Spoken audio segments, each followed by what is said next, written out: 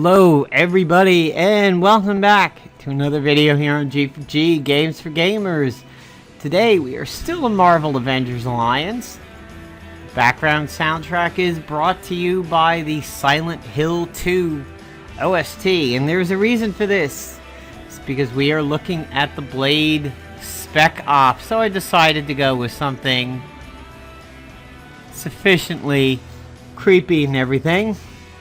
And there we go. There's the little indicator. And we also have some new ISOs, AISOs. So let's go ahead and take a look at what we are facing here today. Kind of didn't expect this. So let's click what and see what the ISOs are, and then we'll take a look. Pugilist augment. Yeah, well, we know about that one. Equipped unarmed. Right. Pressurized, augmented ISO 8. Equipped unarmed action applies pressure points. Ooh, that one could be really nice. Bloody augmented, pulpy. Equipped unarmed attack applies bleeding. Wow, that goes in really nice with the new Black Knight reworking over there. That turns, think of where that is really good. That turns beasts level 1 into a bleeding attack. So now all of a sudden he has something that can aid in his attrition exploiting level 9. That's brilliant. Yeah, that's a really nice ISO. Manifesting augmented ISO 8. Buff actions used on allies also apply epiphany. Beautiful. The buff category needed something over there. Equipped buff gains energized. Yeah, we know about that. That's gracious. Maddening. That's all old stuff. Equipped psychic attack applies migraine and chilled. Oh, that could be really good for quick lock teams.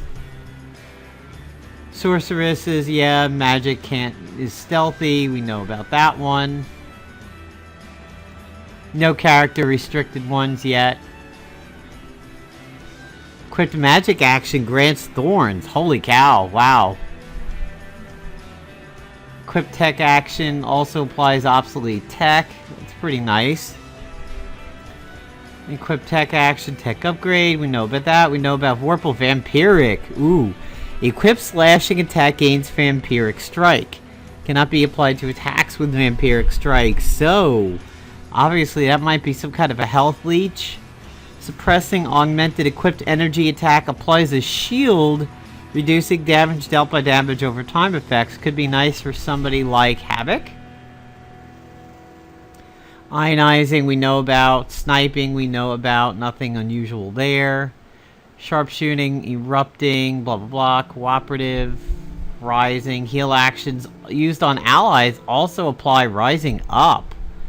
Ooh, that's an iron fisting one right there. Equipped melee action applies incapacitation. Wow. That could be really good for somebody like Gorgon. And I doubt we're going to see anything new here. Yeah. Okay. Wow. Really nice ISOs over there. And remember, folks, accept your gifted ISOs from people after you start the Spec Ops. Otherwise, they waste. So, yep, Blade, blah, blah, blah. This will maybe go away. It doesn't seem to be popping up over here. There we go. So we'll take a look at these. We got the Woodsman's Axe, the Solid Slug Shotgun, and the Stake Hammer. And there's Blade, the stake, the sword. It looks like he's got all of his like movie gear. The stakes on the legs, Stake Hammer. And it thinks I don't have the red AISO over here. I'm just skipping the dialogue for now. I just want to... There it goes, 450. So, what you want to do is you want to engage it that far and then go back and accept your AISO. So let's take a look at what we're facing for the Spec Ops over here. We have the Stake Thrower, which is the gold item. That is a high PvP bonus right there on offense. Customized multifunction. It is guaranteed crit, guaranteed hit if you have other pieces of the Hunter set with you. So it looks like maybe one piece gives you guaranteed crit, two gives you guaranteed hit and crit. Let's see if we can find out about the multi...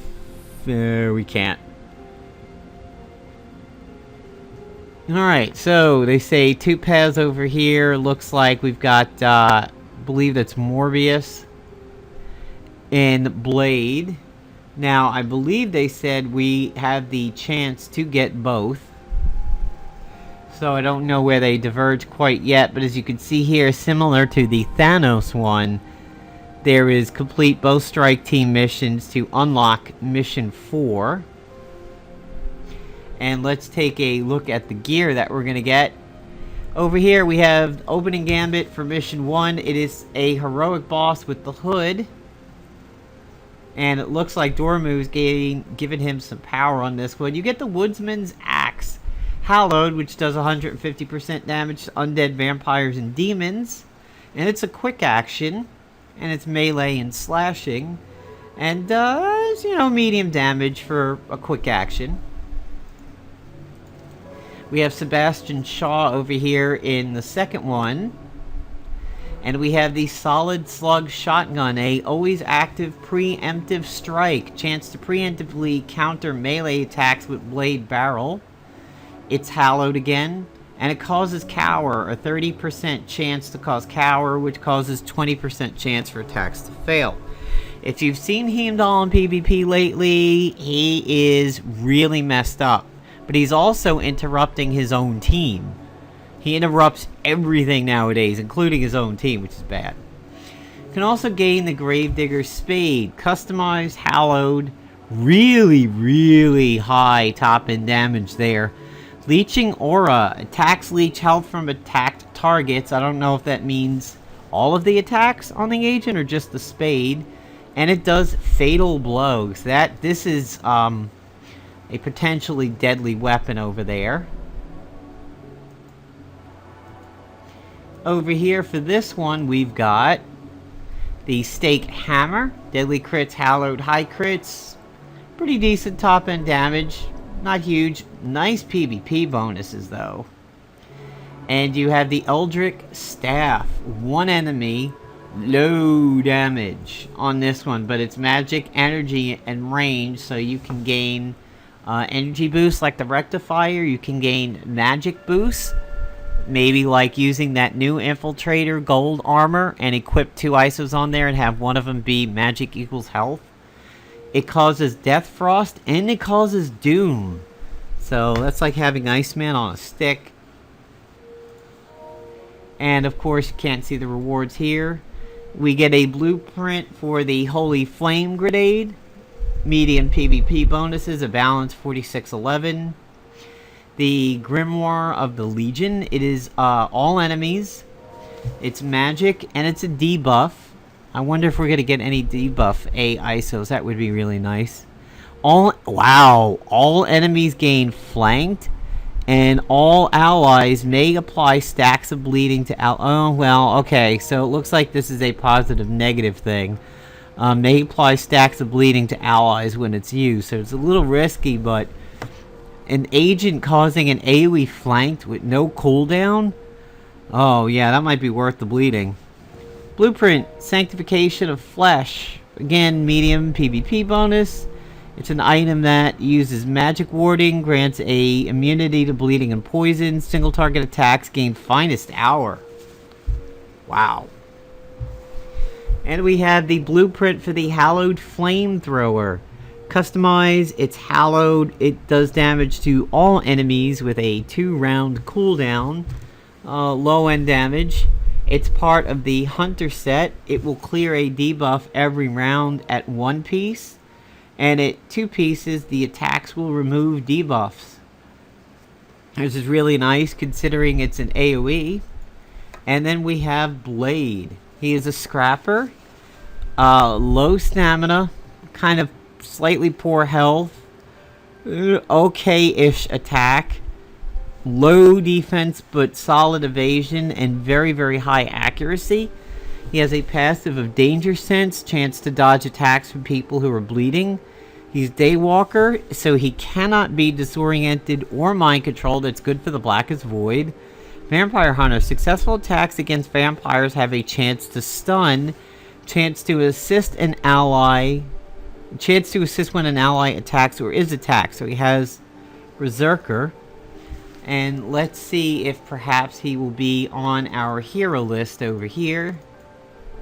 Yes. So we have Blade, and it is Morbius. So we're getting a Scrapper and an Infiltrator. So let's look at Blade. Bleeding Edge. A ×3 bleeding. Pretty decent damage. And it's 3 hits. So you don't really have to worry about accuracy too much. So he's likely going to get a hit in. Dead by Dawn. 3 hits again. 1 enemy. Melee unarmed. So we have slashing melee, and we have melee unarmed. Drain life, attacking bleeding targets restores health. Immortal Blood grants quickening when attacking bleeding targets. Maybe that's like the Mercurial? 1 enemy tenderized, so he buffs the damage of slashing attacks. High stakes, 1 enemy, really low. What's with the damage here? It's melee. It causes hemorrhaging, it's stealthy, it's hallowed, it causes incapacitation and fatal blow. And Bloodlust, it's a 1-round buff on himself, it's a quick action. Power of the Immortals, it requires quickening to unlock and it consumes the quickening when used. So alright, here's where the quickening is. Burst of speed on himself, he takes 2 actions that turn. And this doesn't count as one of them. It removes debuffs and Vampiric Thirst. Increases accuracy, attack, defense, and evasion. Attacks with drain life now restore stamina. Wow. Wow. People are probably going to love him on the boss rushes. Especially with that. So that's some really, really nice stuff over there. You're probably going to lead with Dead by Dawn and then hit him with the Bleeding Edge, especially if it's Infiltrator. High stakes. You're gonna have to at least hit that once to get Bloodlust. So let's look at Morbius. He's an Infiltrator. Scent of Blood. Attacks that hit are guaranteed to be critical hits against bleeding targets. Very interesting. Living Vampire. Gains hunger every round. Gains hunger when attacked or attacking bleeding enemies. So they both work off of bleeds. It could be an interesting pair. Very, very high health. Very unusual for an Infiltrator. Poor stamina, solid attack, solid defense, low accuracy, and high evasion. So my guess is you're going to ISO him for attack, accuracy, and evasion over there. A little bit of health. Fly by Night. 1 enemy, 2 hits, slashing melee. Low chance to hit, lower than kind of standard. Low chance to crit. Deadly crit deals extra damage on critical hits, so you're really going to want to bump up this guy's accuracy. Exploits Delirium. Deals extra damage against targets with disoriented, mind control, and possessed. So that's some interesting synergy there with the Blackest Void. And let's see. Mind control. Spider-Woman, perhaps. And Emma with her ISO. Eye Hunger. 1 enemy is exhausted, so there go Tacticians. It's a 1-round melee hit. Mangle. You can't use buffs, can't use heal abilities, so right now it just sounds like he's very anti-agent. All allies are disturbing. Allies may become disturbed by this action, lowering all their stats slightly. Ooh. It remains to be seen what that does, but on himself, he gains accuracy, attack, defense, and evasion. He removes and prevents hunger and starving, and he restores health and stamina when applied. So sort of like Blade, he kind of takes care of himself. Mesmerize. 1-round cooldown, so it can't be spammed. It's psychic and it's ranged. Psychic attack. 1 enemy is mind controlled. He's disoriented and possessed. Look at that. 75, 75, 60. So somebody's getting screwed up by this attack. That's really good. And you know what? There's no starting cooldown on that. Unlike, remember what Beast had with the AoE? I wonder if they're going to put a starting cooldown on this. Experimentation. Self-buff. Cravings. Becomes a quick action when affected by hunger. Consumes a hunger when used. Chemical reaction. Applies random buffs to affected characters. Chance to apply random harmful effects due to unknown reactions. Drains stamina when applied. Suppressed urges. Locks out eye hunger until the next round. Chance to remove all hunger when applied. Very interesting.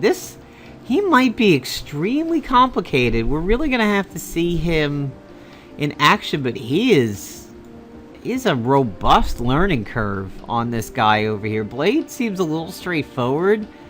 Morbius, it might really take some skill to pilot him. I don't really know if we'll see him on defense because he seems complicated, but maybe in the hands of offense, he's gonna shut down at least maybe an agent, especially with Mangle and the Exhausted there. Wonder if he'll work out good with Pesty, especially if you have Pestilence applying bleeding on his level 1 now, along with the Generalized. So yeah, very interesting. Slashing melee, psychic ranged, and a buff. So there's no real clear thing that's going to help him here. Maybe melee. Melee will help 2 of his.